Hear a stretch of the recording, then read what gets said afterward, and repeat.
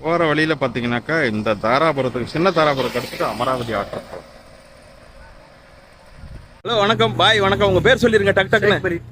முகமது ஆசிப் மன்சூருங்க, சின்ன தாராபுரத்தில். சின்ன தாராபுரத்தில் வந்தேன். இவங்க 3 பேரும் வண்டியில் இந்த ஸ்கார்பியோவில் குறுக்கால வளைச்சி அவங்க வந்துட்டு அன்பை பரிமாறுறாங்க. உங்கள் எல்லாத்துக்கும் என்னுடைய மனமார்ந்த நல் வாழ்த்துக்களை தெரிவிச்சுக்கிறேன். இங்கே வந்துட்டு இந்த காற்றாலைகள் நிறைய கண்ணில் பார்க்கலாம். ஏன்னா இந்த பக்கம் காற்று அதிகம். அதனால சின்ன தாராபுரத்துல இருந்து காற்றாலைகள் எண்ணிக்கை அதிகம்.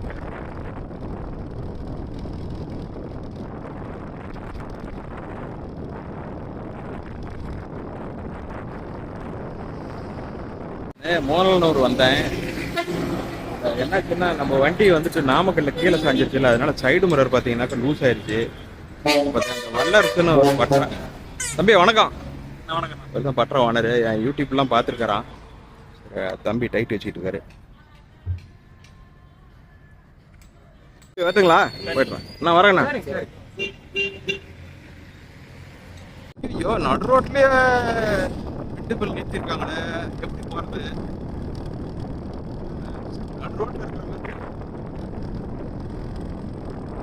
இதுதான் தாராபுரம் அவுட்டர் பைபாஸ். நம்ம ஊருக்குள்ள பார்த்தா பழனி போறது, பொள்ளாச்சி, வேட்டைக்கு போறதுனா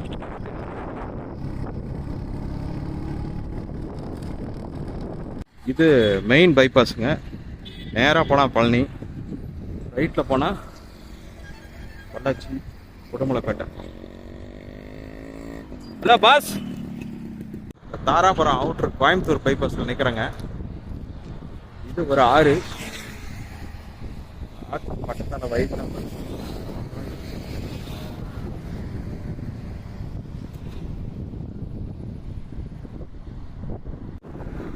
அழகா குளிச்சுட்டு இருக்காங்க.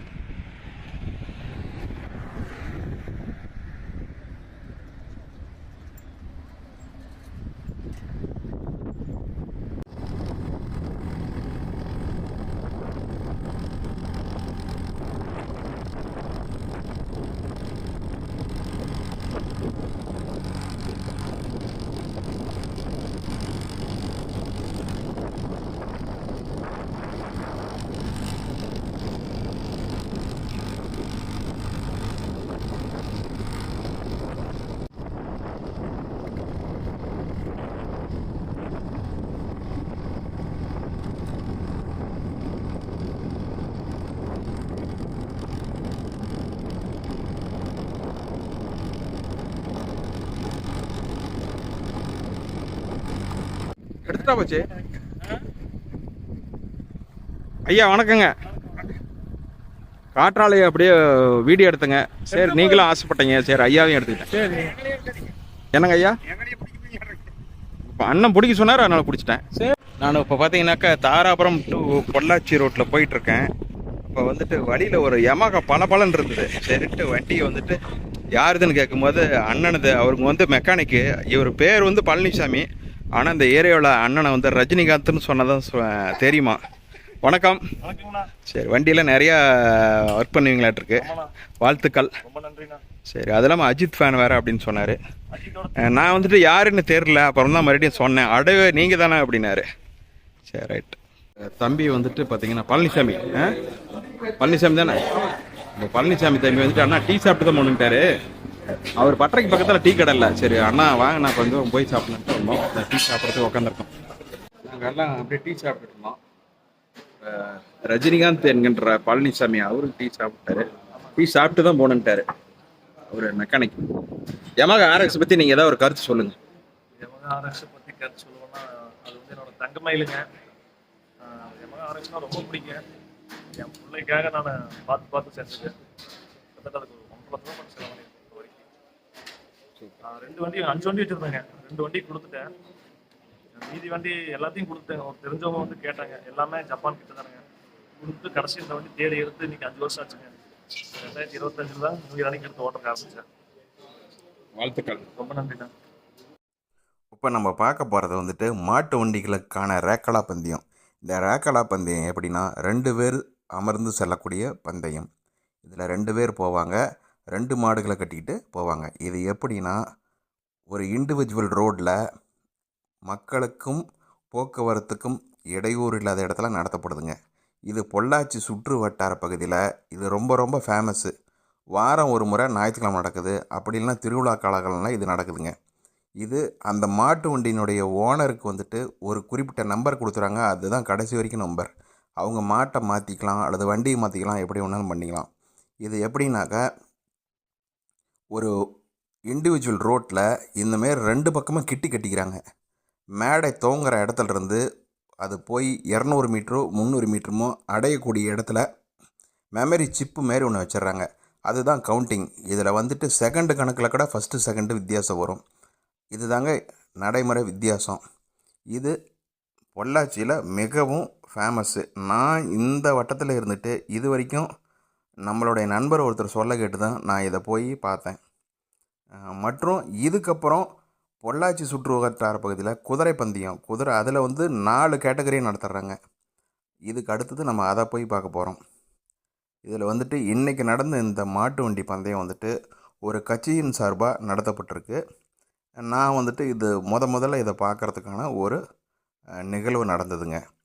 இது வந்துட்டு ஆடி அமாவாசை இப்போ வந்து தை அமாவாசை அன்றைக்கி இந்த மாதிரி ரேக்கலா பந்தயம் வந்துட்டு திருமூர்த்தி மலைக்கிட்ட கிட்டத்தட்ட ஒரு 5000 பேர் சேர்ந்து அது விழாவாக நடத்துகிறாங்க. இது ஒவ்வொரு வருஷமும் நடக்கிறதாக சொல்கிறாங்க. அடுத்த வருஷம் நம்ம போய் பார்க்கலாம். உங்களுக்கும் சந்தர்ப்பம் இருந்ததுனாக்கா இந்தமாரி பொள்ளாச்சி சுற்று வட்டார பகுதியில் போய் நீங்கள் ரேக்கலா பந்தயத்தை பாருங்கள். இந்த போட்டியை வந்துட்டு நாமளும் நம்ம பகுதியில் ஊக்கி வைக்கலாம்.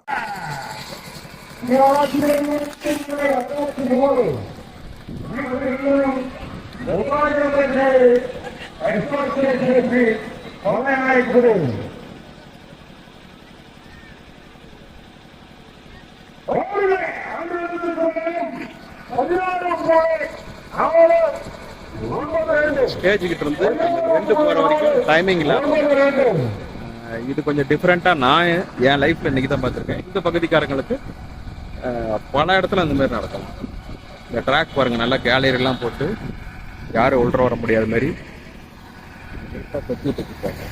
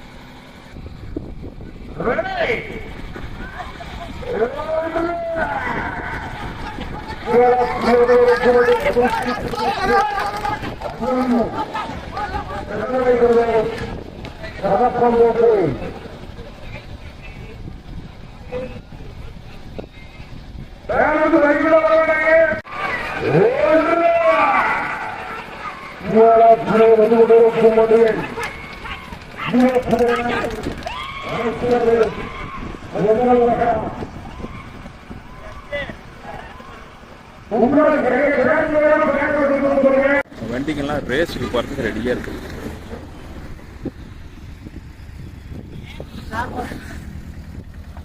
இதெல்லாம் இந்த ஊர் பக்கம் வந்துட்டு ரொம்ப ஃபேமஸாக இருக்குது.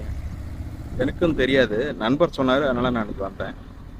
ஆடி அமாவாசை அன்னைக்கு ரொம்ப ஃபேமஸ்லாம். திருமூர்த்தி மலைக்கெல்லாம் போயிடுவாங்களாம்.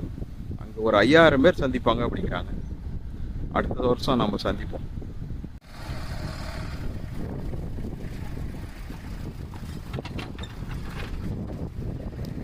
பேருங்க இந்த மாதிரி ஆட்டோவில் ஏற்றிக்கிட்டு மாடுகள் ப்ளஸ் 2 பேர் உட்காந்து வண்டியில் போய் பங்கு பண்ணுறாங்க.